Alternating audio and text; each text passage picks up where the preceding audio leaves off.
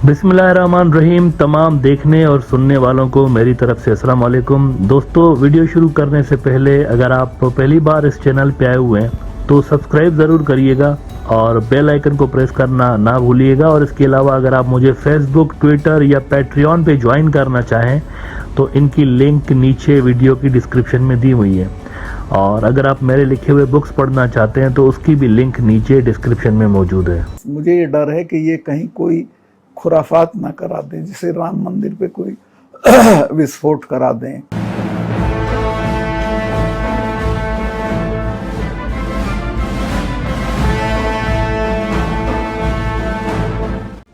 सत्यपाल मलिक साहब 2-3 इंडियन रियासतों के गवर्नर रह चुके हैं। इसके अलावा ये डिस्प्यूटेड जो स्टेट है इंडिया की, कश्मीर, जिस पे पाकिस्तान का क्लेम है, इसके भी गवर्नर रह चुके हैं। अब पिछले दिनों इन्होंने पूरे इंडिया को हिला दिया जब इन्होंने एक बहुत बड़ा खुलासा ये किया कि जब वो गवर्नर थे कश्मीर के तो पुलवामा का हमला हुआ था और इनके बकौल वो हमला प्लांटेड था, बीजेपी ने खुद करवाया था। इलेक्शन जीतने के लिए उन्होंने वो हमला किया हुआ था और उसके बाद जो इन्होंने सो कॉल्ड सर्जिकल स्ट्राइक्स किए थे, जिसके लिए पाकिस्तान ये इल्ज़ाम लगाता है कि इन्होंने ड्रामा करते हुए जंगल में पेलोड फेंका था, कोई स्ट्राइक्स नहीं हुए थे, तो उसके लिए भी इन्होंने कहा था कि वो भी प्लांटेड था सारा का सारा। और इलेक्शन को नज़र में रखते हुए मोदी ने वो गेम खेला था। अब सत्यपाल मलिक ने एक और इंटरव्यू दिया है और उसमें उन्होंने एक बहुत बड़ी बात कर दी है। उन्होंने कहा है कि 2024 के जो इलेक्शंस आने वाले हैं वो मोदी हारेगा और 200 के लगभग या 200 से कम सीटें ये अगर जीतेगा तो इसकी खुद की पार्टी इसको निकाल बाहर करेगी। इसका ग्राफ बीजेपी के अंदर गिर रहा है, इसकी पॉपुलैरिटी के साथ साथ इसका ग्राफ भी गिर रहा है। तो सत्यपाल मलिक ने कहा कि डेफिनेटली ये कुछ करेगा, मुझे लग रहा है कि ये कुछ करेगा क्योंकि इसका ट्रैक रिकॉर्ड बताता है कि ये करेगा। पहले भी वो इस तरह कर चुका है, एक तो पुलवामा में वैसे, लेकिन उससे भी पहले अगर आप देखें तो उड़ी का वाकया एक पेश आया था। उड़ी में इंडियन आर्मी के कैंप के ऊपर हमला हुआ था और उस हमले के बाद क्रॉस बॉर्डर फायरिंग हुई थी। इधर से इंडिया ने फायरिंग की थी, उधर से पाकिस्तानी सोल्जर्स ने फायरिंग की थी, लेकिन इंडियन मीडिया के ऊपर सर्जिकल स्ट्राइक्स का नाम इसको दिया गया कि हमने बॉर्डर क्रॉस करके अंदर घुस के पाकिस्तान को मारा है। मोदी भी कहता रहा गल में घुस के मारूंगा। इस तरह के डायलॉग्स कई स्पीचेस के अंदर मोदी आपको कहते हुए नजर आते हैं और भक्त हजरात बिलीव कर देते थे। अच्छा, इसको रियलिटी का रंग देने के लिए इस पे बुक्स भी लिखवाए गए, फिल्म भी इसके ऊपर एक पिक्चराइज करवाई गई, उड़ी द सर्जिकल स्ट्राइक के नाम पे।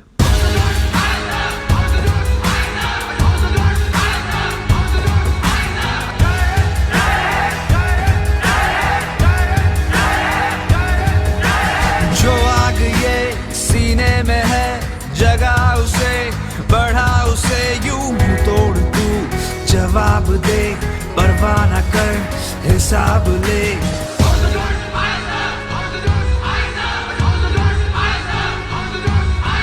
How is the Josh?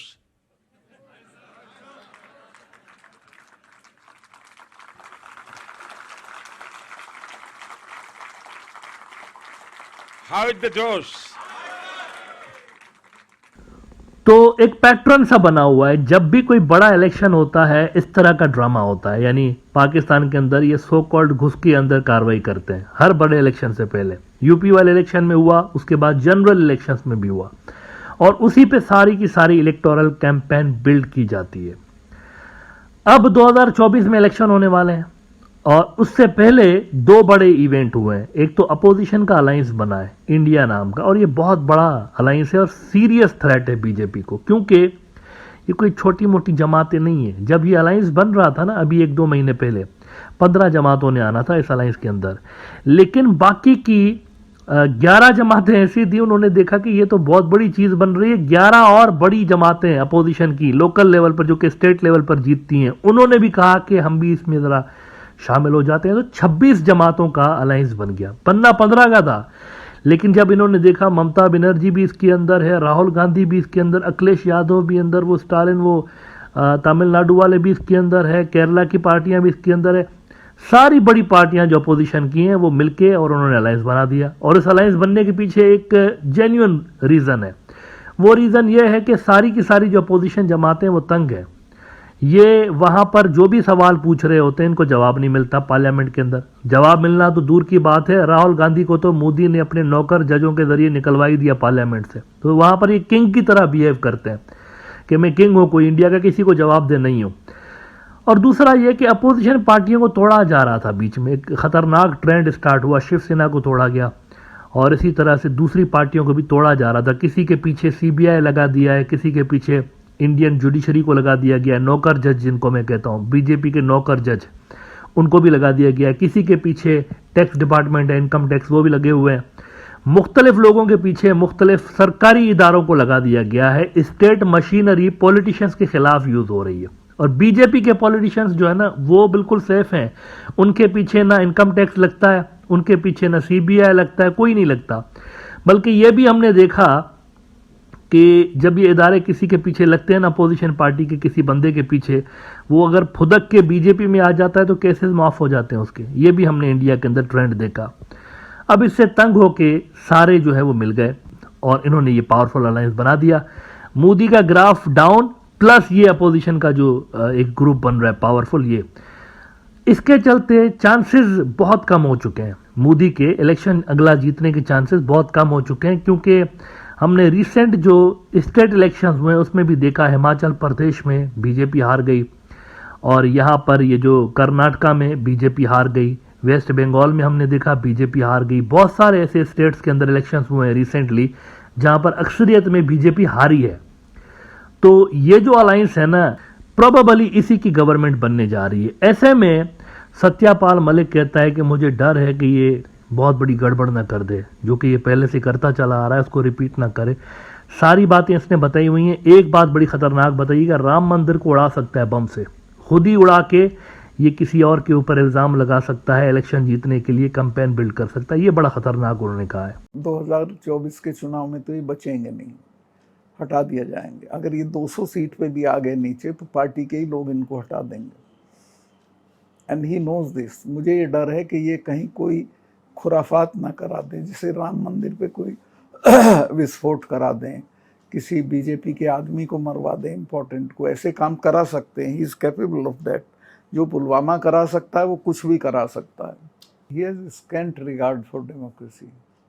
उनको बिल्कुल परवाह नहीं है पार्लियामेंट की। भौंकते रहो, तुम जो कहोगे, वो परवाह नहीं करते हैं, पर वो गलत रास्ते पे हैं।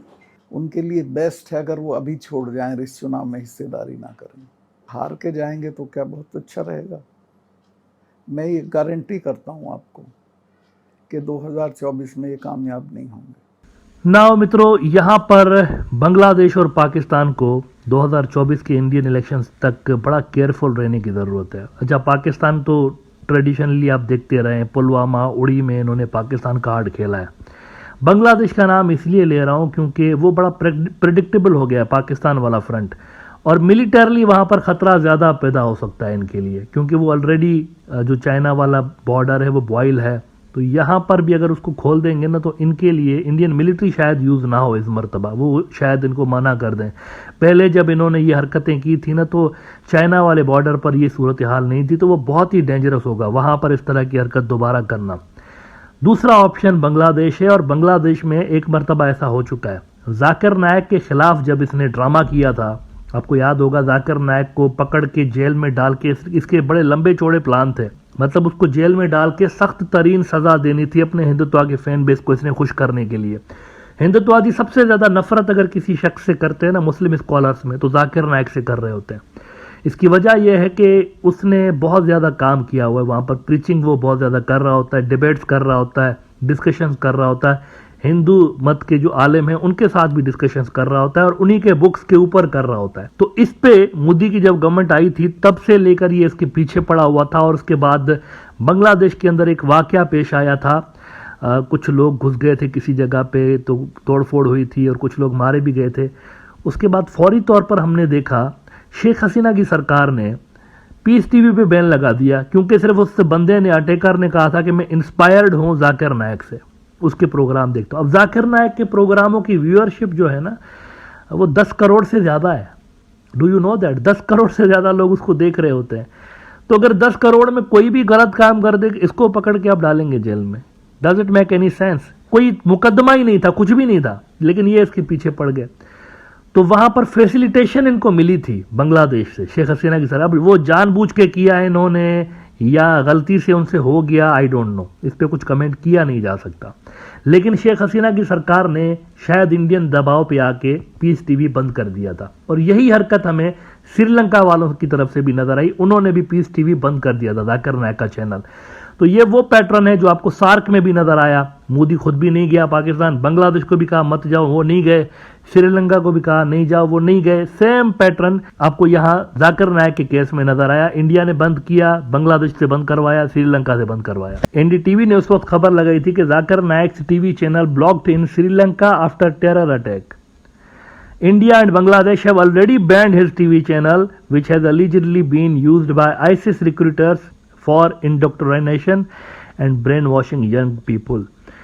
मलेशिया खड़ा हो गया था, मलेशिया ने देने से इनकार कर दिया था कि जाकिर नायक जो है इसने कुछ ऐसा किया ही नहीं कि आप इसके ऊपर जो है वो इस तरह से कार्रवाइयाँ करेंगे। अदरवाइज मोदी का पूरा प्लान था, ये ड्रामा उसने पहले भी खेला हुआ है और उसमें बांग्लादेश का एंगल निकला था। Again let me make it very clear here, मैं ये नहीं कह रहा हूँ कि आवामी लीग वालों ने फैसिलिटेट किया मोदी को इस सारी कार्रवाई में, I am not saying this, लेकिन कम से कम उन्होंने बैन जरूर लगा दिया, और बैन लगाने की कोई वजह नहीं थी। मतलब ये कोई वजह नहीं है कि कोई बंदा बोले कि मैं ये प्रोग्राम देखता था तो उसको बैन लगा दो आप। तो इलेक्शन जीतने के लिए मोदी कोई बड़ा ड्रामा इंडिया में कर सकता है। एज आई सेड, ये जो गवर्नर साहब हैं ये तो कह रहे हैं राम मंदिर को भी उड़ा सकता है।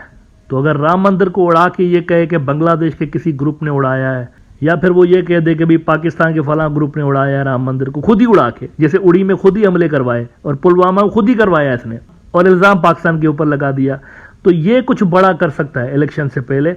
और ये बात मैं नहीं कह रहा हूं, इंडिया का अपना जो बीजेपी से ताल्लुक रखने वाला जो गवर्नर था वो इस खतरे की तरफ इशारा कर रहा है कि something might happen before the elections, something very dangerous, और उस पर फिर मोदी की इलेक्शन कैंपेन मुमकिन है कि खड़ी की जाए।